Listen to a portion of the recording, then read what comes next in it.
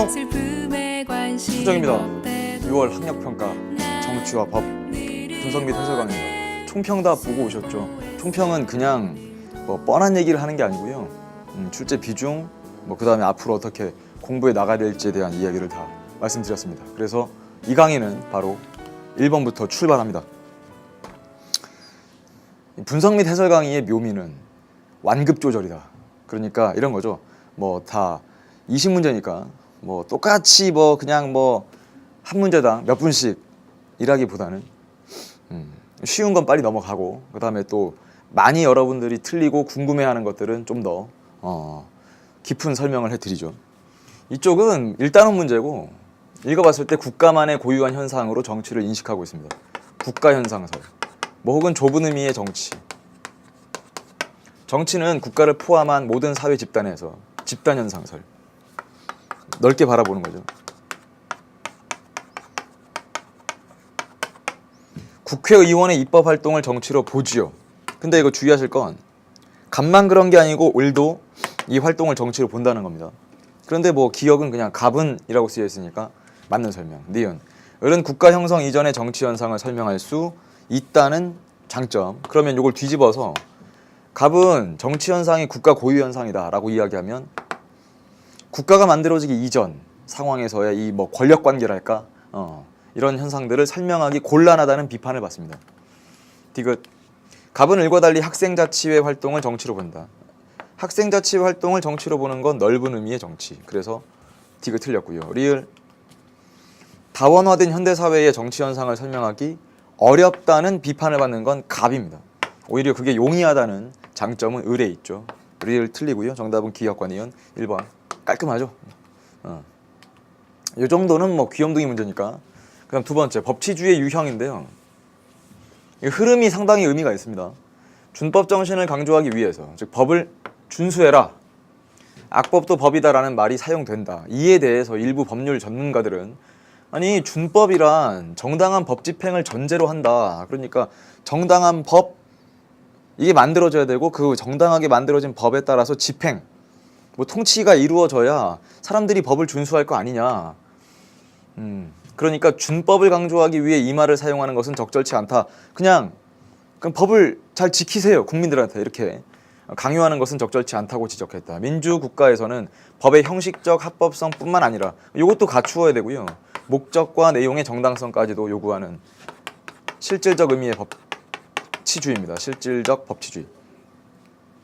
정치 권력에 대한 국민의 저항권 행사는 허용될 수 없다? 아니죠. 실질적 법치주의에서는 국민의 저항권 행사가 인정이 될 겁니다. 그러니까 무슨 말이냐, 형식적 합법성과 목적과 내용의 정당성까지 요구하는데 어떤 법이 목적과 내용이 정당하지 않다. 그러면 어떻게 국민들이 그 법에 맞설 수 있는가의 문제.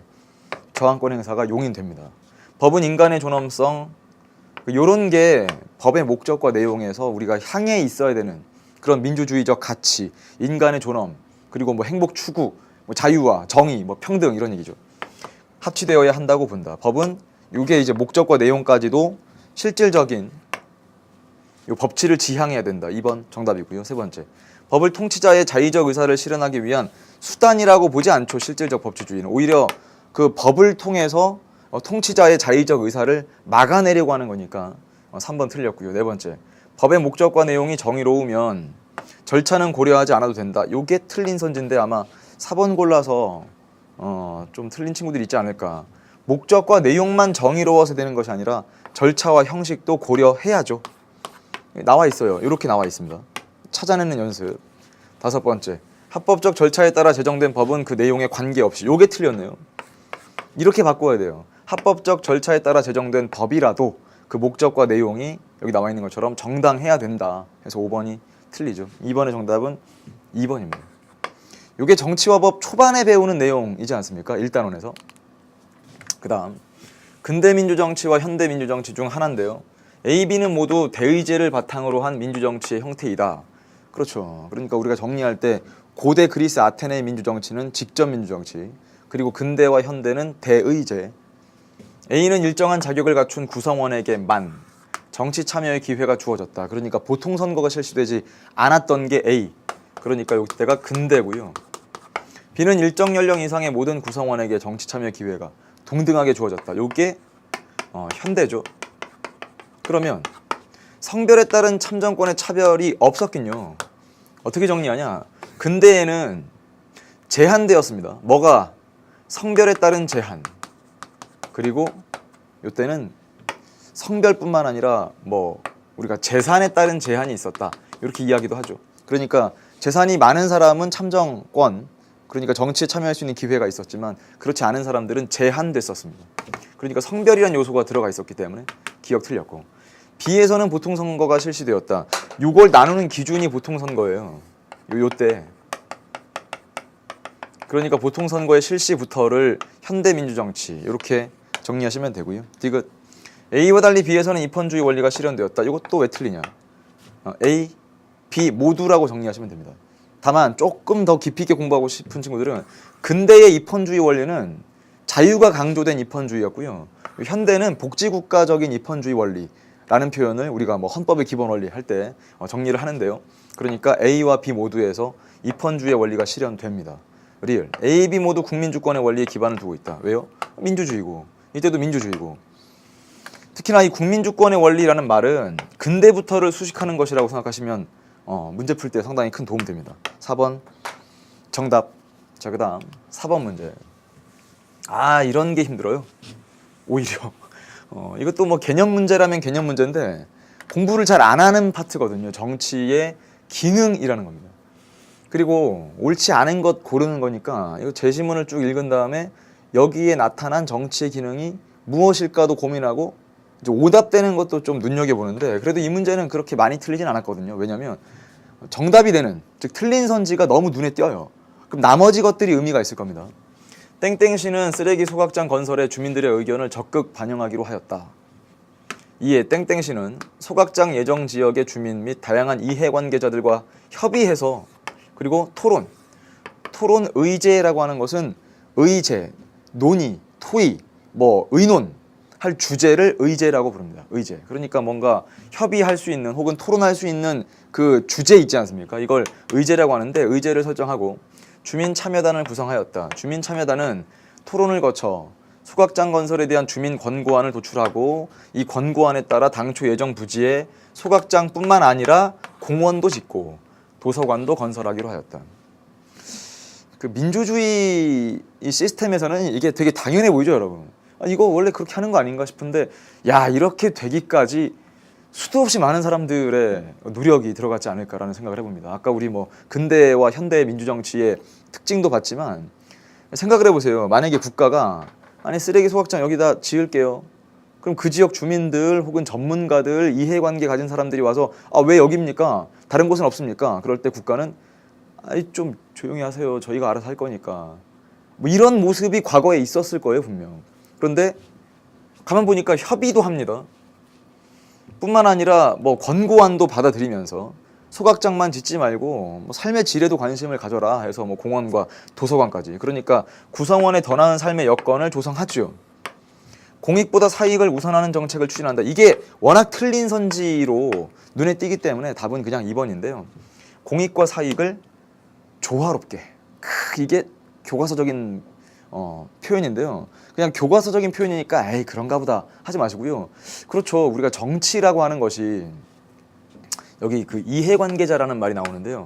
누군가한테는 이익이 되고 누군가한테는 손해가 되는 것이 이 정치 영역이죠. 그러니까 꼭 정치 이쪽 영역은 찬성하는 사람이 있으면 반대하는 사람이 있고 또 반대하는 사람이 있으면 저편에 찬성하는 사람이 있지 않습니까? 그러다 보니까 이 정치라는 게 뭐 재밌으면 재밌고 어려우면 또 어려운 영역이긴 한데요.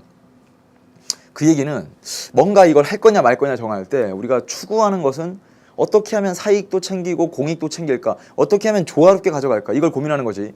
공익보다 사익을 우선시한다. 틀린 선지죠. 갈등과 혼란을 해결해서 사회 발전을 추구한다는 것도 이 안에서 도출할 수 있습니다.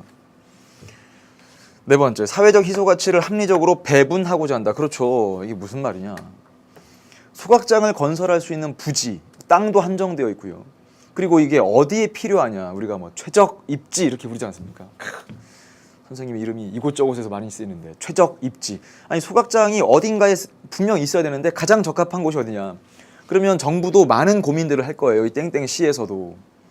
그 많은 고민을 하는 과정에서 우린 무엇을 알 수 있냐? 만약에 소각장이 건설될 수 있는 공간이 뭐 아주 많다. 그러면 그냥 아무 데나 탁 지으면 돼요. 근데 그게 아주 또 한정적이기도 하고 예산도 한정적이고 그러다 보니까 이제 고민할 수밖에 없는 거죠. 공동체 목표를 설정하고 사회 통합을 추구한다. 이건 왜 그런 거냐면 만약에 이 땡땡시에서 특정한 어떤 집단, 어떤 계층, 어떤 지역의 손만 들어주고 어떤 특정한 다른 지역의 이익은 무시하게 되면 당연히 그 땡땡시라는 지역은 분열하게 될 겁니다. 서로 갈라져서 대립하고 갈등하고 뭐 멱살잡이하고 이렇게 되지 않겠습니까? 그래서 이 정치라고 하는 것의 영역은 그런 걸 막아내면서 이 땡땡시가 서로 통합되어 있는 분열을 막기 위한 것도 이 안에서 찾아낼 수 있죠. 정답은 2번이 됩니다. 다음. 여기까지 공부를 하고 시험을 봤을까요? 이게 3단원 주제인데요. 3단원 제목이 정치과정과 정치참여거든요. 그 시작부터 이 내용이 나옵니다. 데이빗 이스턴의 정책결정 모형 혹은 뭐 정치과정이라고 부르죠. 정책결정기구에 누가 있냐? 입법부, 행정부 뭐 등등의 국가기관입니다. 등등의 국가기관. 우리가 공식적 참여자라고 부르는 국가기관. 그리고 투입과 환류는 누가 하냐? 정치 주체인 국민이 하죠. 특히나 민주주의 시스템에서는 여기다 국민이라고 적는 거죠. 그러면 산출은 누가 하는 거냐? 정책결정기구가 산출하죠. 그러니까 이겁니다. 정치 주체인 국민이 필요한 사항들을 요구하고 어떤 특정한 정치 세력을 지지하거나 뭐 국가 정책에 대해서 또 뭐 지지하는 거, 이걸 투입이라고 부르면 인풋. 그에 따라서 이게 민주주의라면 국가기관들이 귀담아 듣고 이게 국민들의 필요한 부분이구나. 그럼 우리가 법도 제정하고 그 법에 따라서 뭐 필요한 시설이 있다면 지어보기도 하고, 아까 우리 봤던 것처럼 뭐 공원도 필요해요, 도서관도 필요해요. 그럼 그거를 예산을 쭉 편성을 해서 건설하기 시작합니다. 근데 그게 여러분 생각으로는 공원과 도서관이 지어지면 무조건 좋을 것 같죠? 반대하는 사람 없을 것 같죠? 근데 반대하시는 분들도 계십니다. 왜냐하면 당장 공원과 도서관이 지어질 때 그때 막 공사 현장의 소음과 매연과 먼지와 진동과 막 이러면서 반대하시는 분도 분명 계실 거예요. 쓰레기 소각장 반대하시는 분들 계시죠? 그럼 또 찬성하시는 분들도 계세요. 아니 생각을 해보자. 어딘가에 분명 쓰레기 소각장이 있어야 되는데 우리 이익만 생각하지 말고 좀 공익도 조화롭게 간다면 우리 마을에 쓰레기 소각장이 반드시 있어야만 된다면 나는 찬성하겠다 하시는 분들도 계실 거거든요. 그럼 산출이 됐을 때 우리의 환경의 변화가 생깁니다. 분명히. 그럼 그 환경 변화에 좋고 싫음이 있지 않습니까? 그래서 거기에 대한 평가를 내리고요. 또 다른 투입으로 이어지는 것을 피드백이라고 부르죠. 시민들의 정치 효능감이 높은 국가에서는 기억이 활발하죠. 답인가? 이게 답입니다. 그런데 이게 참 의미 있는 개념입니다. 정치 효능감은 무슨 말이냐? 정치 주체인 국민들이 국가에 대해서 이것 해달라, 저것은 하지 말아달라 뭐 이런 식으로 투입을 해요. 그런데 국가가 귀담아 듣고 하지 말라는 건 하지 않고 해달라는 건 해주고, 그러니까 우리 환경이 바뀌면서 뭔가 편해지고 또 뭐 혜택도 많아지고 뭔가 좀 살만하고 삶의 질도 개선하고 좋아요. 좋다는 평가도 평가니까요. 또는 국가가 뭔가 했는데 너무 싫어요. 그럴 수도 있으니까요. 그럼 거기에 대한 부정적인 평가와 또 새로운 투입으로 이어지면서 좀 바꿔봅시다. 이런 쓸데없는 제도들은 폐지합시다. 그러면서 민주주의가 돌고 도는 건데, 효능감이 높다는 건 내가 국가에 대해서 무언가의 이야기를 했는데 국가가 그걸 귀담아 듣고 이렇게 바꾸는 거예요. 그게 효능감이라고 하는 건 이런 겁니다. 내가 해보니까 되는데, 효과가 있는데, 참여해보니까 뭔가가 좀 바뀌는데, 이런 느낌이거든요. 정치 효능감. 그러니까 정치 효능감이 높은 국가에서는 투입이 그만큼 활발한 겁니다. 쉽게 말하면 참여가 많아져요. 왜? 해보니까 되니까. 뭐랑 똑같은 거냐면 여러분이 정치화법 공부를 해요. 그런데 문제를 푸는데 툭툭 맞히는 거예요. 이거 재밌는데 이거? 공부를 해보니까 문제를 맞춰요. 그럴 때도 쓸 수 있는 말입니다. 효능감이라는 표현. 야! 정치화법은 정말 정의로운 과목이구나. 공부를 하는 만큼, 익힌 만큼 그대로 문제를 풀 수 있구나. 그러면 효능감이 높아져서 굳이 선생님이 여러분한테 열심히 공부합시다 라고 말하지 않아도 여러분 스스로가 공부하게 되는 거랑 비슷한 겁니다. 언론은 니은 정책결정기구라고 부르지 않습니다. 국가기관이 아니므로. 시민들의 요구를 반영한 의회 입법은 리을에 해당한다. 입법이라고 하는 건 요 산출입니다. 이익 집단의 활동은 주로 기업보다 디귿 아니죠. 이익 집단 시민들이 자신들의 이익을 위해서 이익 집단을 구성하고 참여하는 것은 투입이라고 부릅니다. 그러니까 기업과 디귿 중에는 기업 이렇게. 다섯 번째, 일반적으로 시민단체도 기업. 그러네요. 이익 집단, 뭐 시민단체 혹은 개인적 참여, 언론에 참여해서 뭐 여론 형성하는 거 이거 전부 다 투입이라고 부릅니다. 정부는 뭐 산출이에요. 이렇게. 그러니까 잘 보면 이런 형태 문제를 쉽게 푸는 방법은 주어만 확인하셔도 돼요. 주어. 보세요. 언론은, 뭐 시민들은, 이익 집단은, 시민단체는 이렇게 말할 때랑 정부는, 뭐 혹은 의회는 이렇게 말할 때 뭔가 딱 갈리죠. 이렇게 문제를 풀어주시면 깔끔하게 정리가 될 것이고 5번의 정답은 1번. 야, 공부할 때 효능감이 높으면 얼마나 좋을까. 하니까 되더라 라는 느낌, 효능감. 해보니까 되더라. 6번인데요. 이것도 뭐 쉽게 끝나겠네요. 정당, 시민단체, 이익집단. 시민들이 자신들의 특수한 이익을 달성할 목적으로 만든 집단이다. 정책 결정 과정에서 압력을 행사한다. 그래서 압력단체라고도 부르는 이익집단입니다. 정치적 견해를 같이 하는 시민들로 구성된 집단이고 정치 권력을 감시하기도 하지만 정권 획득을 목적으로 한다. 이게 정당이죠. 시민들이 공익 실현을 목적으로 만든 집단으로 인권, 환경, 민주주의적 가치 뭐 그러니까 이런 건 보편적 가치죠. 그래서 이쪽은 시민단체. 자신들의 이익 실현을 위해 공직 획득을 목표로 한다. 앞에 것까지는 괜찮은데 공직 획득을 목표로 하는 건 정당이고요. 자신들의 활동에 대한 정치적 책임을 지죠. 정당은. 정치적 책임을 진다는 점에서 이익집단과 시민단체와 다릅니다. 세 번째, 노동조합과 사용자 단체는 이익집단의 사례고요. 뭐 시민단체는 인권단체, 환경단체 등등이겠죠. 4번도 의미가 있습니다. 나중에 수능 공부까지 염두에 두는 친구들은 이 4번이 반복적으로 나온다는 거, 나머지 선지도 마찬가지인데요. 반복적으로 나온다는 걸 알게 됩니다. 대의제의 한계를 보완하는 기능을 수행하는 건 A와 C 모두 수행하게 되죠. 그러니까 달리가 틀렸습니다. 5번. 정치, 사회와 기능을 하는 건 셋 모두거든요. 그래서 5번도 틀렸어요. 달리라는 말을 쓸 수 없습니다. 항상 개념은요. 각각의 특징들이에요. 그러니까 이익집단, 정당, 시민단체 특징인데 그게 한꺼번에 한 문제에 등장하면 분명합니다. 공통점과 차이점을 묻게 돼 있어요. 특징의 공통점과 차이점. 그러니까 이게 전부의 공통점이죠. 그 다음 4번 선지도 A와 C의 공통점이니까 달리라는 말을 쓸 수 없죠. 아, 그렇게 푸는 거구나. 그래서 한 번만 좀 보여드리면 이게 정당의 특징이에요. 그러면 시민단체 특징이랑 이익집단의 특징이 이렇게 아주 별도로 존재하느냐? 그러진 않고요. 이러니까 공부가 깊어져야 돼요. 정당의 특징, 이익집단의 특징, 시민단체의 특징 이런 식이에요. 그러니까 어떤 특징은 정당, 이익집단, 시민단체 모두의 특징으로 들어가 있습니다. 예를 들어 5번의 정치, 사회와 기능 이런 건. 그래서 이런 연습들을 계속 해 나가야지 그냥 이익집단 따로, 정당 따로, 시민단체 뭐 의미 외우고 사례 외우고 따로따로 특징을 외우는 것만 가지고는 뭔 말인지는 개별적으로 충분히 알아듣는데 시험으로는 고득점할 수가 없거든요. 그러니까 이런 친구들이 분명 있어요. 선생님 저 강의 열심히 듣고 필기도 열심히 하고 암기하라는 거 다 암기하고 시험장 들어갔는데 문제를 풀어보니까 좀 많이 틀려요. 그런 친구들은 개념학습이라고 하는 건 달달 외우는 것보다는 유기적인 관계 속에서 얘는 어떤 특징이 있을까? 쟤는 어떤 특징이 있을까? 공통점 차이점입니다. 공통점 차이점. 그래서 이거 또 약간 오글거리는 이야기하면 선생님은 개념을 뭐라고 생각하느냐? 적기가 좀 민망하네요. 개념을 이렇게 생각합니다. 할 때마다 민망합니다. 개념은 특공대가 뭐냐? 개념은 특징이거든요. 특징. 그러면 특징이라고 하는 것은 다른 개념과의 공통점과 차이점을 드러내는 겁니다. 근데 다른 거랑 뭐 한다? 비교하는 거예요. 이걸 대립항이라고 부르거든요.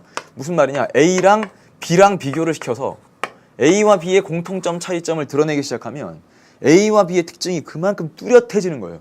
A 따로 정리하고 B 따로 정리하는 것보다 A랑 B를 딱 비교시켜서 정리하면 이런 건 공통점이구나. 그럼 뭐가 오답일까요?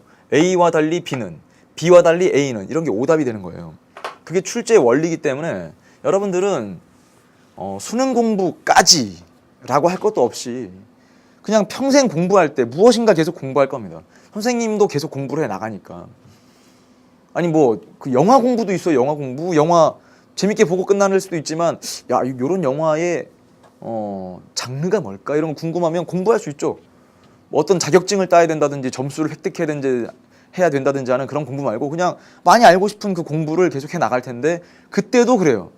이런 장르와 저런 장르의 특징이 뭘까? 우리 영화와 뭐 프랑스 영화의 뭐 공통점과 차이점은 뭘까? 뭐 이런 식으로 계속 끊임없이 이렇게 사고해 나가면 개념이 풍부해지고 공부하는 맛이 나지 않을까.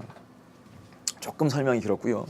그 다음 사회계약론자 갑과 을인데 록크, 루소입니다. 개인은 생명자유재산을 보장받기 위해 자연권의 일부를 맡깁니다. 위임하는 계약인데 신탁이란 말도 쓰죠. 믿고 맡긴다. 국가를 구성한다는 점에서 사회계약설이고 통치자에게 자연권의 보호를 또 써있죠. 맡긴다고. 그러나 개인은 국가가 계약을 위반하면, 즉 믿고 맡겼는데 그 믿음을 저버리면 국가를 재구성할 권리, 일명 저항권이 인정됩니다. 이게 누구냐? 록크. 개인은 자유롭고 평등한 자연 상태의 삶을 위해 국가를 형성, 이것도 사회계약설이고요. 개인은 주권을 국가에 위임하는 것이 아니라 공공선을 실현하려는 일반 의지, 우리 모두가 달성하고자 하는 그 의지의 공통 분모, 일반 의지를 형성하고 국가는 일반 의지에 따라 운영된다. 루소의 주장인데 1번 국가의 통치권이 신으로부터 부여된다고 보았다. 이러면 중세적인 발상을 벗어나지 못하고 있는 거죠. 통치권이 신으로부터 부여되었다. 왕권 신수설 뭐 이런 거. 근데 왕권 신수설은 사회계약설이랑 이렇게 궁합이 맞지가 않아요. 사회계약설은 국가를 만들었다고 바라보는 거니까. 을은 대의민주주의를 이상적인 정치 형태라고 보았다. 그건 오히려 록크고요. 세 번째, 주권이 양도될 수 없다고 보았다. 아니, 갑은 을과 달리 그게 아니죠. 오히려 주권이 양도될 수 없다고 주장하는 건 루소입니다. 네 번째, 을은 갑과 달리 주권이 국민에게 있다고 보았다. 이것도 아까 봤던 것처럼 공통점과 차이점을 이야기할 때 주권이 국민에게 있다. 국민주권 사상은 록크와 루소 모두 인정을 하니까 4번 틀렸고요. 5번, 갑과 을 모두 국가를 자연권 보장의 수단, 국가는 수단이냐 목적이냐, 수단이라고 봅니다. 이게 나중에 헷갈리면 수단이란 나라가 있어요. 아프리카에.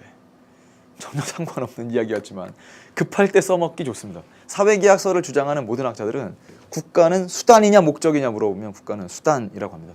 절대 그 뭐 수단이란 나라가 있어 이걸 가지고 풀라는 게 아니라 수단이 뭐고 목적이 뭔지를 공부하셔야 돼요. 우리가 달성하고자 하는 목적은 여기 나와 있는 것처럼 자연권이라고 하는 걸 어떻게 하면 보장할까? 그거거든요. 그러면 그걸 보장하기 위한 수단으로서 국가를 만들었다 이런 논리죠. 그래서 5번이 답이 되고요. 7번의 정답 골랐고 다음 8번. 이게 어떤 느낌이냐면요. 여러분, 선생님 얘기를 잘 들어보세요. 처음 공부할 땐 이게 쉬울 수가 없어요. 절대로. 왜냐면 공부할 게 너무 많죠.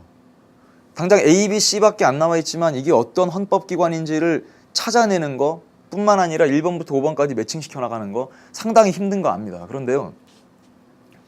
여러분 선배들 있지 않습니까? 여러분들 선배들은 그래요. 정치와 법이라는 과목 이름이 아니라 법과 정치라는 과목으로 배웠겠죠. 엄청 달라진 것 같지만 그렇게 크게 달라진 건 아니거든요. 과목 이름이 법이 앞에 있다가 이제 정치가 앞에 있도록 바뀌었다.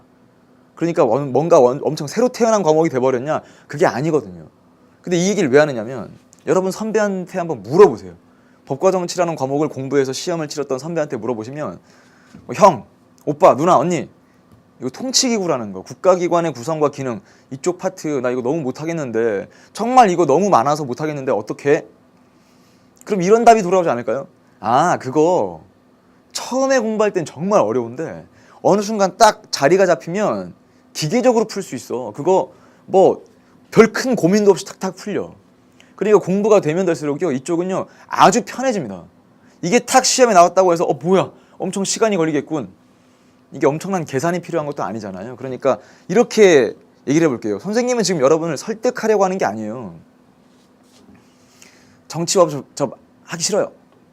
정치법 하기 싫어요 하는 친구를 아 왜? 좀 해봐. 그런 친구들을 설득하려고 하는 게 아니라 혹시라도 정치법 공부를 계속 해볼까 하는데 이것 때문에 고민하는 친구들이 있다면 그 고민은 좀 내려놓아도 된다. 선생님도 당연히 처음 공부하고 처음 강의할 때 이게 정말 좀 힘들었거든요. 왜냐면 이게 뭐 써져 있는 걸 읽고 문제를 푸는 건 크게 어렵지 않은데 아무것도 없는 상태에서 다 암기한 채로 강의를 해봐라. 그게 처음 할 때는 쉽지 않았거든요. 근데 선생님이 암기력이 그렇게 좋은 사람이 아닌데도 불구하고 반복하니까 아니 뭐 앞에 책이 없어도 이 강의할 수 있습니다. 책이 없어도 여기 아무것도 없어도 강의할 수 있어요. 왜 그렇게 된 거냐면 그냥 반복하다 보니까 그렇게 된 거예요. 암기력은 여러분이 선생님보다 한 10배는 좋을걸요. 선생님 요새 금방 까먹어요. 바로바로 까먹습니다. 근데 이상하게 이게 잘 안 까먹은 이유는 그냥 오랫동안 해왔기 때문이다라고 설명을 할 수밖에 없어요. 최고심의기관 A. 그러니까 이게 해설이 좀 허탈한 게 A는 국무회의거든요. 무슨 설명이 더 이상 필요하지 않거든요. 이걸 알고 푸냐 모른 채로 그냥 뭐 푸냐 이 정도의 차이가 있는 거지. 국무회의의 의장은 대통령이에요. 이후 행정기관 및 공무원의 직무를 감찰하는 C는 감사원입니다. 그런데 감사원장에게 임명장을 수여하였습니다. 누가? 대통령이. 그런데 조금 더 공부하고 싶은 친구들은 그래 감사원장을 임명하는 건 대통령이 하는데 국회 동의가 필요한가? 이렇게까지 공부를 계속해 나가는데요. 특정 사안에 대한 국정조사권을 갖는 건 국회입니다. 조약 체결 비준권을 갖는 거 대통령이 맞지요. 그러면 국회가 나온 김에 국회는 중요한 조약에 대해서 체결과 비준에 대한 동의권을 갖는다. 이렇게 공부를 계속 폭넓게 하는 거고 위헌정당 해산 심판권은 헌법재판소가 갖습니다. 감사원이 아니고요. 네 번째, 법률의 집행에 필요한 명령을 발할 수 있다. 국무회의 이름으로 명령이 나가는 게 아니라 대통령, 국무총리, 각부 장관. 그러니까 4번 틀렸고 A는 C의 장에 대한 임명동의권을 갖는다. 국무회의가 임명동의권을 갖는 게 아니라 국회가 임명동의권을 갖습니다. 그러니까 5번도 틀렸습니다. 해설은 그냥 여기까지입니다. 그러니까 이런 내용을 알고 푸느냐 모른 채로 푸느냐가 문제라면 나는 반드시 끝까지 다 알고 풀겠다라는 의지를 가지고 공부를 계속해 나가시면 돼요. 아 이렇게 하는 거구나. 이렇게 한 문제에 많은 기관들이 등장했을 때 1번부터 5번까지 해서 아주 디테일하게 물어보는구나. 9번, 정의는 평등의 관점에서 설명될 수 있고 평등은 형식적 평등과 실질적 평등으로 구분될 수 있다. 이게 또 그 법의 이념. 법의 이념 뭐가 있습니까? 정의를 추구하고 한목적성, 법적 안정성. 그중에 정의란 무엇인가? 정의가 무엇인가에 대한 많은 학자들의 의견들이 있는데 그중에 성격적으로 평등이라고 하는 것을 형식적 평등과 실질적 평등으로 나눠볼 수 있는데 실질적 평등은 선천적 능력이나 후천적 차이를 고려합니다. 특히나 사회적 약자를 배려하는 것. 그러니까 이 문제를 풀고 끝내는 게 아니고요. 제시문을 반복적으로 읽어나가면서 형식적 평등과 실질적 평등을 또 연습하는 겁니다. 사례 연습도 할 수 있죠. 일정 연령 이상의 모든 국민에게 한 사람에게 한 표의 선거권을 부여하는 것. 이게 형식적 평등이죠. 똑같이 대우하는 거니까. 일정 규모 이상의 사업장에 일정 비율 이상의 장애인을 의무 고용하게 하는 제도. 장애인 의무 고용 제도. 누가 보면 이 제도가 아니 일정 비율을 장애인을 의무적으로 고용하게 하면 장애가 없는 사람들한테 또 다른 차별, 역차별이 되는 거 아닌가? 이런 비판을 받을 수도 있는 제도거든요. 그 얘기를 왜 하는 거냐면 그렇게 비판하라는 게 아니라 그런 비판을 받을 수 있다는 걸 보니 뭔가 장애인들에게 좀 취업이 그나마 좀 더 수월할 수 있도록 하는 그런 조치가 되지 않을까. 그러니까 이게 사회적 약자를 배려하는 것. 이렇게 묶으면요. 니은은 실질적 평등으로 고를 수 있죠. 디귿. 개인의 상황, 필요를 반영한 합리적 차별. 이걸 인정하는 게 뭐라고요? 기억보다는 니은. 누구에게나 동등한 기회를 부여하는 기회균등. 기회균등이란 개념은 뭐 형식적 평등과 실질적 평등 모두에서 인정하기 때문에 달리가 또 틀렸습니다. 정답은 기억과 니은 1번. 다음 문제는 10번. 여기입니다. 이게 엄청 틀렸어요, 이거를. 주제는 기본권의 제한이란 주제인데요. 왜 이걸 많이 틀리느냐? 죄시문이 길어지면 길어질수록 논점이 흐트러질 수 있어요. 그리고 이 시작부터 끝까지의 맥락이라는 게 있거든요. 그리고 정작 이 글을 쓴 사람, 뭐 혹은 여기 하나의 사례이기 때문에 그 사례를 분석해서 나올 수 있는 최종적인 결론이 뭐냐, 이걸 딱 캐치를 하면 1번부터 5번까지 해서 뭔가 이제 보일 거거든요. 갑은 국회의사당의 경계 지점으로부터 100m 이내의 장소에서 5개 집회 또는 시위를 할 경우 형사처벌한다고 규정한 요 법률 조항에 대해서 자신의 기본권을 침해한다면 헌법소원 심판을 청구하였다. 자, 그러니까 이 문제는 기본권 플러스 헌법소원 심판이라는 좀 복잡한 주제가 엮여 있는 것처럼 보이지만 사실상 이건 기본권을 제한하는 게 가능하냐? 가능하죠. 공공복리, 뭐 국가의 안전보장, 사회질서 유지 이런 목적이라면 가능하긴 한데 방법도 적절해야 되고 그 기본권 제한에 따르는 피해가 최소에 그쳐야 되고 기본권 제한으로 달성할 수 있는 공익과 그것 때문에 불편함을 국민들이 감수해야 된다면 그 침해되는 사익, 감소되는 사익 사이에 균형이 있어야 된다. 이런 식으로 쭉 이제 논리 전개를 해 나가는 건데 당장 한 번 정도 공부한 친구들한테는 이 말이 아주 어려울 거예요. 다만 여기 밑에 필요한 정보들이 다 들어가 있습니다. 이럴 때는요, 기본권 파트는 여러분이 꼭 감정이입을 해보셔야 돼요. 무슨 말이냐? 남 얘기구나라고 생각하면 할수록 이 공부가 힘들어집니다. 그런데 여러분이 갑의 입장이 돼보시면 아니 뭐야, 대한민국은 헌법에서 집회의 자유를 인정하고 있는 국가인데 내가 무슨 집회를 하는지의 성격도 안 물어보고 그냥 국회의사당 보면 경계 지점으로부터 100m 이내에서는 그 어떤 집회도 할 수 없습니다. 그러니까 왜냐고 물어보니까 이유가 있긴 해요. 보니까 국민의 안전과 국회 시설을 보호한다는 목적, 이 목적을 모를 바는 아닌데 아니 그러면 제가 국민의 안전을 침해하지 않고 국회 시설도 뭐 어떤 뭐 침해하지 않는 선에서 집회할 수 있는 거 아닙니까? 이렇게 또 되물을 수 있거든요. 그러니까 이런 논점이죠. 헌법재판소가 국민의 안전과 국회 시설 보호라는 목적에 비추어 정당하다. 아, 목적은 정당하다.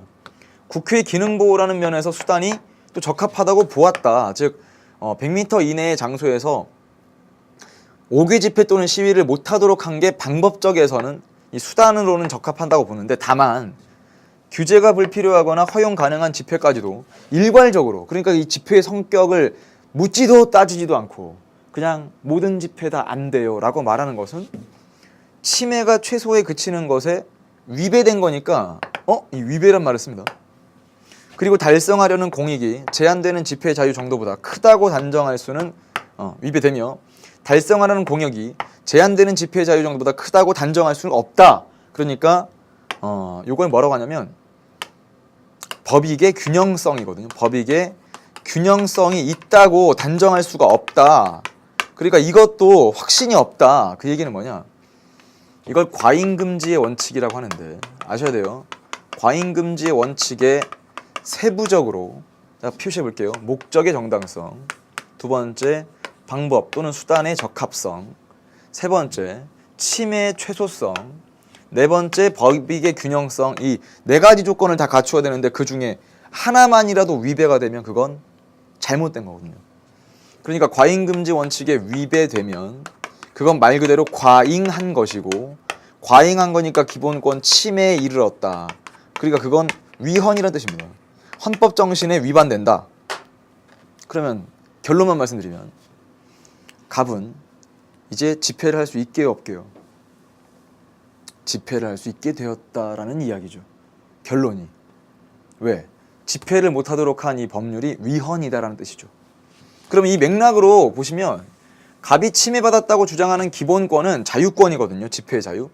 그럼 요게 자유권이니까 다른 기본권 보장을 위한 수단적 권리, 1번 골라서 틀린 친구들이 꽤 있을 텐데 요 수단적 권리는 청구권을 뜻해요.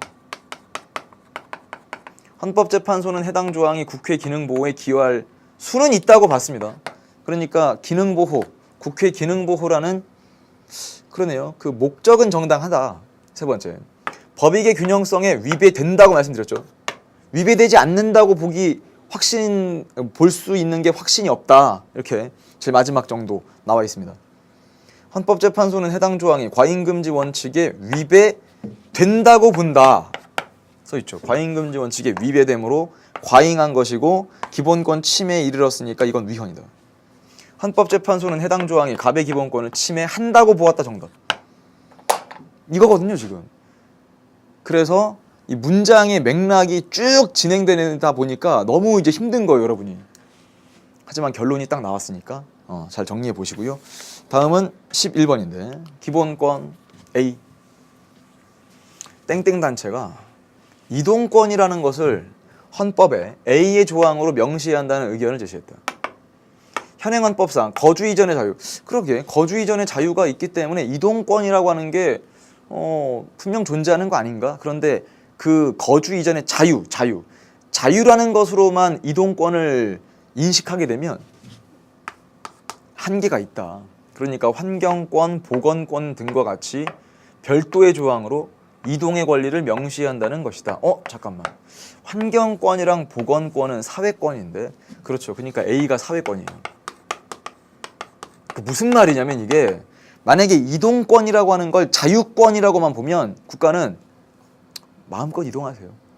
어디든지 가셔도 저희가 막지 않겠습니다. 이런 느낌이거든요. 근데 그렇게만 하다 보면 오히려 국가가 간섭하지 않죠. 어디든지 자유롭게 뭐 여행도 다니고 뭐 이사도 가고 할 수 있다. 근데 이동권이라고 하는 건 성격이 아니 그렇다면 장애를 가진 분들은 그냥 국가가 뭐 어디든지 가세요 라고만 한다고 해서 진짜 자유롭게 다닐 수 있냐? 아닐 수 있기 때문에 이걸 사회권적으로 인식을 해서 교통 서비스가 없는 오지나 뭐 낙도에 사는 주민들, 휠체어 이용인 등의 이동에 필요한 여건의 조성까지 해라. 그래야만 인간답게 최소한의 조건을 갖추고 살 거 아니냐? 그러면 답이 어디 나와 있죠? 4번에 딱 나와 있죠. 최소한의 인간다운 생활을 보장하는 권리다. 그러니까 이게 여러분은 A의 사회권을 넣고 어떻게 풀었을까? 1번. 역사상 가장 오래된 기본권은 자유권이고요. 헌법에 열거되지 않아도 보장되는 권리도 자유권을 수식하죠. 방어적인 성격도 자유권인데 5번. 정치 과정에 참여할 수 있는 능동적 권리는 참정권이잖아요. 그래서 답이 4번일 수도 있지만 한 번만 딱 생각해보면 야, 그래서 기본권을 우리가 공부하는 게 그만큼 중요하구나. 선생님이 총평에서 뭐라고 했습니까? 우리가 이걸 왜 공부해야 되고 이걸 공부했을 때 나중에 세상이 어떻게 바뀌는지를 실제로 본다라는 이 느낌을 여러분이 가지고 공부하느냐 아니면 그냥 뭐 한 과목이니까 시험을 치러야 되는 한 과목이니까 그냥 나는 뭐 공부하고 성적만 내야지. 아마 그 공부는 많이 지칠 거예요. 그래서 누군가 이걸 딱 보고 그러게? 이동권이라고 하는 걸 자유권이라고만 인식하지 말고 사회권까지로 좀 명확하게 헌법상 보장하면 많은 사람들이 좀 행복해지는데 기여할 수 있지 않을까 라고 생각해 볼 수도 있다 이거죠. 지금 누군가에게는 공통적으로 실현하고자 하는 우리나라 헌법의 기본 원리. 이건 뭐 쉬우니까요. 난민법 제30조 그 다음에 쭉 읽어서 가만 보니까 이게 인도주의, 이게 휴머니즘인데요. 인도주의에 입각해서 피해국 정부의 요청에 따라 신속하고 효과적인 긴급 구호, 해외 긴급 구호라고 말이죠. 그다음 난민법은 뭐 쭉 한번 읽어보시면 우리나라 국민이 아님에도 불구하고 난민의 처우에 관한 정책을 수립하도록 하는 그 규정이 있다는 건 국제평화주의 아니겠습니까? 1번 국민의 자유와 권리를 중시하는 원리는 자유민주주의의 원리고요. 국민의 자유로운 주권 행사, 이건 국민주권의 원리죠. 문화생활을 구현할 수 있도록 보장하는 원리, 문화국가주의가 따로 있죠. 국민생활의 균등한 향상을 실현하기 위한 원리, 이건 복지국가의 원리죠. 답이 5번이죠. 항구적인, 영원하다는 뜻이고요. 세계 평화와 인류 공영, 우리 인류가 함께 번영하도록, 그러니까 한 나라 혹은 뭐 어떤 한 민족만 이렇게 잘 살도록 하는 원리가 아니라 어떻게 하면 이 전 세계 인류가 공영, 함께 번영할 수 있을까, 함께 누릴 수 있을까, 이걸 고민한다. 이게 바로 국제평화주의. 어렵지 않게 정답 5번 골랐고요. 다음 13번. 와, 이것도 일단 이 통치기구라고 하는 게 뭐 아까도 말씀드렸던 것의 연장선인데 이게 어느 법원인지를 딱 명확하게 정리하셔야 되거든요. 선거운동 기간 이전에 지역 주민들에게 명함을 돌리고 금품을 제공해서 일단 여기까지 공직선거법을 위반했다는 혐의로 기소됩니다. 기소되면 이게 형사재판이거든요. 땡땡 법원에서 실형을 선고받았으나 이에 불복해서 항소했대요. 그러면 항소라는 말은 땡땡 법원의 판결에 불복하는 건데 여기가 1심 법원이라는 뜻이거든요. 왜? 항소란 말이 1심 판결에 불복해서 2심 넘긴다는 뜻이니까. 그러면 땡땡 법원은 형사사건의 1심 법원이니까 여기 들어갈 수 있는 법원은 지방법원이에요. 지방법원에서 뭐 경안사건이다 그러면 단독판사, 중안사건이다 그러면 합의부, 어쨌거나 1심 법원은 지방법원입니다. 항소심 재판을 담당한 요 법원, 그러니까 이쪽은 2심 법원이라는 뜻이니까 2심 법원은 지방법원의 합의부일 수도 있고요. 아니면 중안사건이었다면 2심 법원이 고등법원이 되는 거죠. 이런 가능성을 열어놓고서 1번 탄핵소추된 공무원의 파면 여부를 결정하는 건 이게 탄핵심판권이니까 헌법재판소입니다. 사법부 최고기관은 대법원이죠. 여기 틀렸습니다. 기역은 니은의 판결에 대한 상고사건을 담당한다. 아니 오히려 여기가 지방법원 단독판사 혹은 합의부, 이쪽은 2심 법원이니까 급으로도 높은 급이에요. 오히려 문장 자체도 틀렸고요. 상고사건을 담당하는 건 대법원입니다. 네 번째, 니은은 기역의 결정 명령에 대한 재항고 사건을 담당한다. 이것도 조금 공부가 돼야만 함정처럼 보일 텐데 이건 그냥 틀린 거죠. 무슨 말이냐면 1심 결정 명령에 대한 사건을 2심 담당하는, 여기서 이 사건을 담당한다면 그건 항고 사건이라고 불러요. 재항고라는 말은 대법원이 담당하는 겁니다. 기역과 니은 모두 위헌법률 심판 제청권을 갖는다. 이게 맞는 설명이거든요. 그러니까 이 위헌법률 심판 제청권은 법원의 급이랑 상관이 없어요. 지방법원도 가능하고 고등법원도 가능하고 뭐 대법원도 가능하고. 그러니까 지금 자기가 뭔가 이 법률이라는 것을 근거로 재판을 하려고 하는데 그 법률의 위헌성 여부를 좀 따져보자. 그걸 헌법재판소에게 법원이 제청하는데요. 그건 기역과 니은 모두 다 갖는다는 거죠. 13번의 정답은 5번이고요. 다음 14번. 이것도 뭐 의원 내각제적인 요소를 묻고 있습니다. 그럼 바로 찾는 거예요. 행정부의 법률안 제출권, 의원 내각제적인 요소. 탄핵소추권은 대통령제 요소죠. 디귿. 해임 건의권도 의원 내각제적인 요소고요. 이게 무슨 말일까요? 국회의 국무위원, 쉽게 말하면 장관에 대한 해임 건의권이니까 니은에 있는 탄핵소추권과 아주 다른 성격입니다. 리을. 국회가 행정부, 국무총리에 대해서 국회 출석 요구하고 이제 국무총리가 국회 출석해서 발언할 수 있는 거, 이것도 의원 내각제적인 요소이므로 정답은 기역, 디귿, 리을 4번. 근데 이런 형태는 의원 내각제적인 요소만 정리하지 마시고요. 아까 니은은 대통령제 요소다까지 정리하고 나서 분류하셔야 됩니다. 자, 그 다음 15번인데 갑국의회 의원은 300명인데요. 일단 확인할 것 총 의석수. 두 번째, 200개 지역선거구에서 단순 다수 대표제, 2등보다 한 표만 많으면 되는 단순 다수 대표제로 선출된 지역구 의원이 200명이에요. 200개에서 200명이니까, 그리고 앞에도 써있지 않습니까? 다수 대표제라고. 그러니까 이렇게 돼 있어요. 300명을 뽑는데 300명을 지역구에서는 200명을 뽑아요. 그런데 선거구가 200개니까 소선거구제의 단순 다수제입니다. 이렇게 정리해 놓으시고, 전국을 한 개 선거구로 하여 정당별 득표율에 따라 선출된 비례대표 의원은 100명인데 이게 전국구라고 나와 있죠. 전국을 하나로 묶어서. 그런데 정당별 득표율이란 말을 쓰고 있어요. 최근 각국에서는 지역 선거구에 선거구 간 유권자 수 차이가 최대 4배라는 것. 이게 무슨 말이냐? 예를 들어 어떤 지역은 사람이 엄청 많아요. 유권자가 엄청 많아서 그 예를 들어서 여기 뭐 80만 명이 있어요. 80만 명은 너무 많네요. 40만 명이라고 할게요. 40만 명. 여기는 40만 명이 있는데 뭐 동네가 작은 지역은, 아니 땅덩어리가 넓지만 인구가 적은 지역 얘기하는 겁니다. 동네가 작다는 건.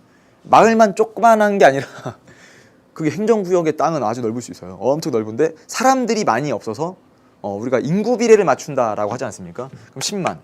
여기도 한 명을 뽑아주고 여기도 의원을 한 명 뽑으면 이게 최소 선거구라고 칩시다. 가장 인원수가 적은 선거구. 여기는 가장 많은 선거구니까 이 비율이 1대 4가 돼버려요. 4배까지 차이가 나니까 이건 평등선거 원칙 위반 아니냐. 왜? 한 사람한테 한 표만 줘서 되는 것이 아니라 그 한 표의 가치가 같아야 되는데 인구 비례가 무너진 거죠. 말 그대로 인구 비례라고 하는 건 1대 1. 근데 1대 1을 맞추기가 현실적으로 힘들기 때문에 뭐 대체로 1대 2. 이 정도 1대 2. 2배까지는 어떻게 참아보겠는데. 그러니까 우리나라의 태도입니다. 2배까지는 참아보겠는데 4배는 너무 심한 거 아니냐. 요렇게 비판. 두 번째. 정당 득표율이 5% 이상인 정당에만 비례대표 의석을 배분한다. 이런 걸 뭐 봉쇄조항. 근데 봉쇄조항이란 말보다는 이걸 진입장벽이란 표현으로 기억하시면 좋아요. 무슨 말이냐. 예를 들어서 어떤 정당이 전국적으로 지지율이 3%예요. 3%면 생각을 해보세요. 비례대표가 100명이면 3%, 즉 3석은 줘야 되거든요. 근데 안 주는 거예요. 왜? 5% 이상이라는 이 진입장벽 때문에 의회에 진입을 못하거든요. 그러면 그 정당을 지지한 3%의 의사는 당선자를 배출할 수가 없습니다. 비례대표로는. 그래서 지역구 의원 선출 방식은 소선거구제라고 했고 다수대표제라고 했죠. 선거구 간 당선에 기여한 표의 가치 차이를 발생시키지 않는다. 와, 여기서부터 문장이 이거는 왜 틀렸냐면 지역구 의원 선출 방식은 그냥 소선거구제 다수대표제인데 선거구 간 당선에 기여한 표의 가치 차이는요 따로 따지는 거예요. 이건 인구 비례로 따지는 거예요. 즉 무슨 말이냐면 이미 이렇게 균형이 무너졌잖아요. 한 명만 뽑고 한 명만 뽑으니까 그런 가치 차이를 발생시키지 않는 게 아니라 한 명만 뽑고 한 명만 뽑지만 여기는 40만 명, 여기는 10만 명 있으니까 선거구끼리 선거구 간 당선에 기여한 표의 가치 차이가 발생합니다. 두 번째. 비례대표 의원 선출 방식은 지역구 의원 선출 방식에 비해 양당제를 형성하는 데 유리하다. 아니죠. 오히려 소선거구제 다수대표제가 힘있는 정당 쪽으로 의석이 쏠리는데 비례대표제는 어쨌거나 5% 이상이면 의석을 받거든요. 그러니까 의회 진출할 수 있는 가능성이 높아지죠. 군소정당들의 입장에서는. 그래서 비례대표 의원 선출 방식 이것만 보게 되면 그게 비례대표제예요. 비례대표제라고요. 이 방식은 다당제를 형성하는 데 유리한 방식이고요. 세 번째. 선거구 간 유권자 수의 차이가 최대 4배인 것은 민주선거 원칙 중에 아까 뭐라 그랬죠? 평등선거 원칙의 위반이고요. 군소정당은 비례대표 정당 의석 배분 기준에 상향 조정에 찬성할 것이다. 이게 상향 조정이라고 하는 건 무슨 말이냐? 5%에서 더 높이는 거예요. 5%에서 7로, 7에서 10으로 높이기 시작하면 생각을 해보세요. 만약에 진입장벽이 10%다 그러면 9%의 지지를 얻은 정당은 비례대표를 배출할 수 없다는 뜻이거든요.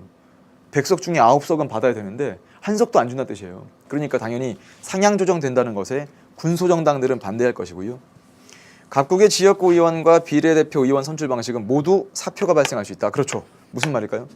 1등만 당선시키는 요 지역구 선거에서도 2등, 3등, 4등 탈락한 후보들의 표가 사표가 되고요. 그 다음 비례대표 선출 방식에서도 5% 이상이라는 규정이 있기 때문에 4% 얻은 정당이 있다. 그러면 의석 배분을 못 받죠. 그러면 그 정당을 지지한 4%의 표가 사표가 돼버립니다. 5번 답입니다. 야, 2학년 문제인데 이 정도까지를 우리가 풀어야 되나? 목표라고 생각하시면 좋겠어요. 당장 풀만한 실력이 왜 없었어? 이렇게 물는 게 아니라 여러분의 목표. 지금은 내가 이걸 틀렸지만 앞으로 계속 공부를 해나가서 나중에 이 말까지를 알아듣는. 그러면 이제 여러분 정치면의 기사가 보일 거예요. 와, 사표 발생, 뭐 다당제 형성 가능성, 득표율과 의석률의 괴리가 어떻고 군소정당이 의회 진출할 수 있는 가능성은 어떠며 이게 들릴 겁니다.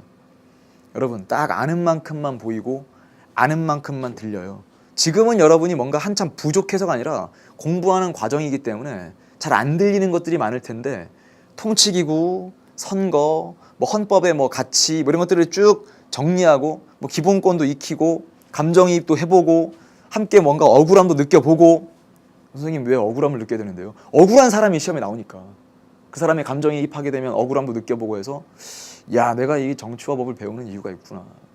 이 과목은 필수 과목이 돼야 되는 거 아니야? 나중에 여러분이 교육계에 이제 가서 나중에 이제 뭐 이런 정책을 담당할 수 있는 사람이 되면 꼭 정치와 법을 필수 과목으로 만들어 주길 희망합니다. 자, 다음 16번인데요. 이게 참 읽으면서도 최근 유치원 통학 차량에 아동이 방치되어 사망한 사건을 계기로 어떤 법을 좀 바꾸자. 현재 이 개정법률안은 국회 소관상임위원회에서 심사 중이며 본회의에 상정된다면 어렵지 않게 통과가 예상된다. 뭐 그냥 신문 기사인데요. 땡땡법 일부 개정하자. 시작은요. 국회의원 10명 이상 발의할 수 있죠. 또는 행정부에서도 법률안을 제출할 수 있다는 거 기억하시고, 그게 의원 내각제적인 요소라는 거 우리 그 전에 풀었던 문제도 나왔던 표현이고요. 요 개정법률안은 반드시 소관상임위원회를 거쳐야 본회의에 상정될 수 있다. 요게 좀 힘든 선지예요. 아마 국회의장의 직권 상정 권한, 이걸 아는 친구가 있다면 그렇지 뭐 꼭 법률안이 소관상임위원회를 거치지 않고도 본회의에 바로 올라갈 수 있는 규정이 있긴 하다. 이걸 직권상정이라고 부른다. 이런 게 있다는 거 아는 친구들한테는 뭐 니은이 뭐 쉽게 틀렸다는 거 뭐 보일 수도 있겠지만, 그걸 거기까지 공부하지 않은 친구들은 니은이 뭐 되게 이렇게 틀린 말이라는 걸 잘 모르는 그런 느낌이겠죠. 그래서 니은은 틀렸고요. 디귿은 국회 제적의원 3분의 2. 제적의원 3분의 2는 가장 강력한 정족수인데, 디귿 본회의가 열리고 거기서 통과가 되려면 적어볼게요. 제적의원의 과반수가 출석하고, 출석한 의원 중에 과반수가 찬성하면 의결돼요. 재의결될 때는 출석의원의 3분의 2로 강화되고요. 본회의 통과가 되었다 하더라도 대통령은 일정 기간 내에 국회에 재의를 요구할 수 있다. 이걸 법률안 거부권이라고 부르죠. 재의라고 하는 건 다시 의결해 줄 것. 그러니까 리을 맞죠? 정답은 기역과 리을 2번 골라주시면 되죠. 다음 17번. 전형적인 정부 형태 A, B인데요. 국민의 선거로 행정부 수반을 뽑나요? Yes. 이게 대통령제고요. 아니요가 의원 내각제잖아요. 의회가 내각을 불신임할 수 있는 건 의원 내각제의 특징입니다. 입법부와 행정부의 권력이 융합되었다. 이것도 의원 내각제의 특징이죠. 행정부가 법률안을 제출할 수 있다. 방금 문제에서 또 설명해 드렸던 것처럼 의원 내각제적인 요소죠. 3번 정답입니다. 네 번째.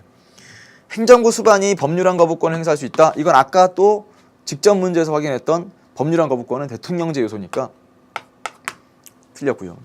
사법부의 독립이 보장되는가가 가에 들어갈 수 있냐. 이건 둘 다 yes가 나와줘야 돼요. 이렇게. 그러니까 아니요, 예라고 쓰여 있는 게 틀렸죠. 5번.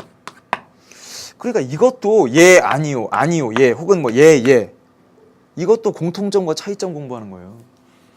그러니까 이번 요 해설 강의를 통해서 여러분이 어떤 계기가 됐으면 좋겠거든요. 해설 강의는 끝이 아니고요. 선생님이 생각하는 해설 강의는 끝이 아니라 이 해설 강의를 듣고 앞으로는 이렇게 공부해야 되겠다. 시작이라고 보거든요. 여러분 인생에 요 해설 강의가 아주 중요한 시점이 될 수도 있어요.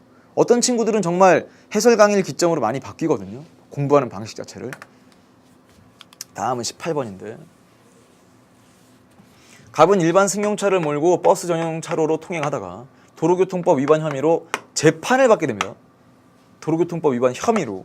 갑은 일반 승용차의 버스 전용 차로 통행을 금지한 도로교통법 조항에 대해서 땡땡 법원에 위헌법률 심판 제청 신청을 하였으나, 이게 무슨 말일까요? 아니 지금 나를 처벌하겠다고 해서 나에게 적용할 법이 도로교통법인데, 잠깐만, 이 도로교통법에서 내가 일반 승용차를 운전하는데 버스 전용 차로에 진입했다는 거 가지고 나를 처벌하겠다고 하면, 분명 대한민국은 헌법에서 우리 아까 그 전에 봤던 것처럼 통행, 어디든지 통행할 수 있다, 이런 자유가 있는 국가인데, 아니 버스 전용 차로로서 그걸 막아둔다면 이건 나의 헌법상 기본권을 침해하는 거 아니야? 그래서 재판이 진행되는 그 법원에 이 법률이 헌법에 위반되는지를 심판하게 헌법재판소에 제청해 줄 것을 저는 신청합니다. 그런데 그 법원은요, 야, 이렇게 반말하지 않겠지만, 야, 그게 뭐야? 우리가 생각해도, 그러니까 우리 법원만의 생각으로도 이건 헌법에 위반되는 거 아니야. 그러니까 우린 너의 신청을 받아들일 수 없어. 기각했습니다. 이에 갑이 뿔났죠. 뭐야? 신청도 안 받아줘. A에 심판을 청구했다. A는 바로 헌법재판소죠. 그래서 헌법재판소한테 뭘 했다고요? 헌법소원을 통해서 이 법률의 위헌성을 따져보겠다. 그러니까 위헌심사형 헌법소원을 청구합니다. 그런데 갑의 입장에선 안타깝겠지만 헌법재판소도 야, 그게 뭐야 그게 헌법에 위반되지 않는다. 헌법에 위반되지 않는다는 거니까 합헌입니다. 그래서 어떤 결론이냐? 이 사람은 처벌받을 수 있고요. 그리고 이 사건 이후에도 일반 승용차는 버스 전용 차로로 계속 다닐 수 없게 되었다는 이야기. 뭐 동화 속 이야기는 아닙니다만 선생님은 운전하지 않습니까? 급할 때는 막 꽉 막혀 있는데 뭐 옆에 버스 전용 차로가 뻥뻥 뚫려 있는 거 보면 나도 저쪽으로 가고 싶다. 정말 막 달리고 싶다. 이런 생각이 들거든요. 그런데 달릴 수 없습니다. 왜? 법에서 달릴 수 없다고 하니까. 그럼 선생님은 그냥 모든 법을 다 그냥 다 아무 뭐 생각 없이 지키십니까? 아니죠. 따져봐요. 선생님이 따져봅니다. 왜요? 아, 너 저쪽에 달릴 수 있으면 얼마나 좋을까? 근데 왜 국가는 법을 만들어서 저쪽으로 못 달리도록 할까? 달릴 수 없도록 할까? 다 이유가 있는 거죠. 그 이유가 납득이 되면 따르는 거고요. 이렇게 납득이 안 되거나 그러면 이의 제기해 볼 수 있는 거니까요. A는 헌법재판소입니다. 법원은 해당 법조항에 위헌 요소가 있다고 판단하였다. 틀렸죠. 법원의 판단으로도 이거는 헌법에 위반된 거 아닙니다. 그러니까 저희는 제청하지 않겠습니다. 라고 신청을 기각한 거고요. 갑은 A에 위헌심사형 헌법소원 심판을 청구했다. 정답. 헌법소원을 청구했는데 그게 법률이 헌법에 위반되는지를 따져보자는 성격의 헌법소원. 헌법재판소의 결정은 최종적인 거거든요. 그래서 대법원에 또 상고할 수는 없고요. 헌법재판소의 심판 결과 해당 법조항은 효력을 상실한다. 아니죠. 합헌이니까 이 법률은 멀쩡한 법률인 거죠. 쉽게 말하면. 효력을 상실할 리가 없죠. 18번의 정답은 3번이고요. 다음은 19번. 이게 여러분 정치와 법이라는 과목의 특징이기도 합니다. 근데 아직은 뭐 지금 여러분이 뭐 끝까지 다 공부한 게 아니고 첫 번째 요 바뀐 교육과정의 첫 번째 학년이다 보니까 뭐 이 과목이 뭐 어떻게 바뀌었고 이런 걸 굳이 알 필요는 없거든요. 근데 선생님은 가르치는 입장에서 요게 여러분 선배들은 굳이 아주 이 정도까지를 밀도 있게 공부하진 않거든요. 그 얘기는 뭐냐면 이거는 기출문제로 별로 풀 수 있는 아이디어가 없습니다. 그 전까지 여러분 선배들이 풀었던 기출문제로는 별로 연습이 안 됩니다. 그러니까 이건 아주 소중한 문제일 수 있어요. 그만큼. 땡땡구 의회입니다. 광역시의 땡땡구 의회. 이걸 기초의회 이렇게 부르죠. 조례를 제정할 수 있어요. 그 다음 뭐 네모시는 쭉 읽다가 주민투표를 실시하였다. 바로 가볼까요? 광역자치단체의 의결기관이다. 이건 되게 이게 매력적이죠. 아니 광역자치단체의 의결기관 아닌가? 아니죠. 그건 광역시가 광역자치단체고요. 땡땡구 의회는 기초예요. 기초. 선생님 저 이거 너무 어려운데요. 에이 여러분의 주소를 한번 써보세요. 주소. 선생님 땡땡광역시니까 뭐 어디 해볼까요? 뭐 인천광역시. 인천광역시에 무슨 구가 있을까요? 모르겠네요. 뭐가 있을까요? 혹시 감독님 아십니까? 인천광역시에 무슨 구가 있는지 아십니까? 네. 돌아오는 답이 없습니다. 그럼 땡땡구. 근데 인천광역시에 무슨 구가 있을까요? 땡땡구. 또 땡땡동. 여러분 이게 여러분 주소 쓸 때 쓰는 것 아닙니까? 그러면 처음에 쓰는 게 광역이고요. 두 번째 쓰는 게 기초라고 생각하시면 돼요. 이렇게. 서울특별시 강남구. 뭐 아니면 경기도 안양시 이렇게 쓰는 거. 그러니까 이게 광역 기초예요. 뒤에는 광역인지 기초인지 말하지 않습니다. 그러니까 우리가 대표를 뽑을 때 앞에와 뒤에까지만 뽑거든요. 그러니까 뭐가 틀렸다? 이건 기초라고 적어야 되고요. 니은의 효력은 땡땡 광역시의 요 구 전체에 미친다. 그렇죠. 요 구의회가 만든 거니까. 국회가 만든 건 대한민국 전체에 효력 미칠 거고요. 땡땡 광역시 의회가 만든 건 땡땡 광역시 전체에 효력 미칠 거고요. 요 세모구에서 만든 건 세모구에 효력을 미치겠죠. 그 다음 니은의 범위에서 지방자치단체장은 규칙을 제정할 수 있다. 요게 조례죠. 지방의회는 조례를 만들고 지방자치단체장은 규칙을 만드는데 규칙의 상위법이 조례거든요. 그러니까 조례의 범위 내에서가 맞고요. 디귿 주민투표를 한 건 지방자치단체가 스스로 결정한 다음에 이거 하세요 라고 하는 게 아니라요. 주민투표를 실시해서 할지 말지를 물어본 거니까 이건 우린 상향식 의사결정이라고 불러요. 여기 지방자치라는 주제가 요 정치와 법에서 좀 특화됐기 때문에 19번은 다시 한번 좀 보고요. 기억을 엄청 틀렸어요, 여러분. 틀린 문장인데 맞다고 고른 친구들이 상당히 많다고요. 자, 그 다음 마지막 20번 문제인데 전형적인 의원 내각제 확인하시고 항상 정부 형태 확인하면서 가는 거예요. 각국의 의회 의원은 7명이고 7개 선거구에서 각각 최다 득표자 1명을 선출합니다. 그러면 어떤 결과가 나오느냐? A당, B당, C당 4석, 2석, 1석의 결과가 나왔던 거예요. 그냥 정리가 되어 있는 거고요. 표는 각국의 T대 의회 의원 선거 결과이며 유효 투표 총수가 7,000표입니다. 자, 그 다음 각국은 T대에서 T 플러스 1대로 바뀔 때 의회 의원 선거에서 선거제도를 변경하려고 하는데 모든 선거구를 하나로 통합하고 정당별 득표 비율 이걸 계산할 줄 알아야 돼요. 의석을 배분하는 방식인데요. 잠깐만, 그러면 뭔가 소수점이 나오면 어떡하지? 정수만큼 먼저 나눠주고 남은 의석이 있다면 소수점 이하 수가 큰 순서대로 채웁니다. 그 다음에 요 변경안에 대해서 찬성한다 반대한다는 건 의석 수로만 판단을 해보자. 자, 가보죠. 이게 이미 T대 의석은 나와 있습니다. 그러면 T 플러스 1대는 어떻게 계산하는 거냐? 이게 또 숫자가 좀 이렇게 정해져 있어요. 무슨 말이냐면 유효 투표 총수가 7,000표인데 7,000표 중에 A당이 얻은 게 2,500표거든요. 너무 복잡할 것 같은데요. 7,000분의 2,500 어떻게 계산해요? 아니죠. 전체 의석수가 7석이기 때문에 계산이 좀 편해요. 7석 곱하기 전체 7,000표 7,000표 중에 2,500표를 얻은 거죠. 약분되는 거죠, 이렇게. 그러네요. 그러면 이걸 계산하면 A당은 2.5석이고요. 여기 마찬가지죠. B당은 7석 곱하기 7,000분의 2,400. 그럼 2.4석이 될 거예요. 여기는 뭐 2.1석이 되겠죠. 거기서 일단 2석, 2석, 2석. 2석, 2석, 2석의 요 정수 부분을 먼저 주면 전체가 7석인데 6석밖에 안 되니까 남는 의석이 하나인 거죠. 남는 의석 하나를 소수점을 반올림한다는 게 아니라 소수점이 큰 순서대로 하나를 채우는 거예요. 그러니까 A당은 총 몇 석이 되느냐? A당은 아까 뭐 2 플러스 1이니까 어디 편의점에서 파는 거 같죠? 2 플러스 1. 그래서 A당은 3석이 되고 B당은 2석이 되고 C당은 2석이 되면서 이렇게 변경안에 대해서 A, B, C당의 유불리가 정해질 겁니다. 자, 볼게요. T대에서는 연립내각 그럴 필요가 없죠.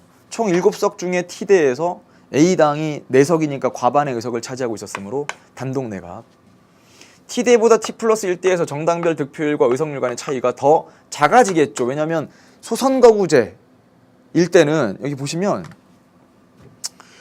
7석 중에 4석이 나왔어요. 7,000표 중에 2,500표밖에 못 얻었는데 그러니까 너무 그 괴리가 컸습니다. 근데 그게 비례대표제로 바꾸면 그 차이가 좀 줄거든요. 세 번째, T 플러스 1대보다 T대에서 정치 신인의 의회 진출이 유리할 것이다. 정치 신인의 의회 진출이 더 유리한 건 비례대표제가 더욱더 그렇습니다. 3번 틀렸고. 네 번째, A당은 선거제도의 변경안을 반대할 것이다. 그럼요. 왜? 4석에서 3석으로 줄 거니까. 다섯 번째, B당, C당 모두 선거제도 변경에 따른 유불리가 없다. 아니죠.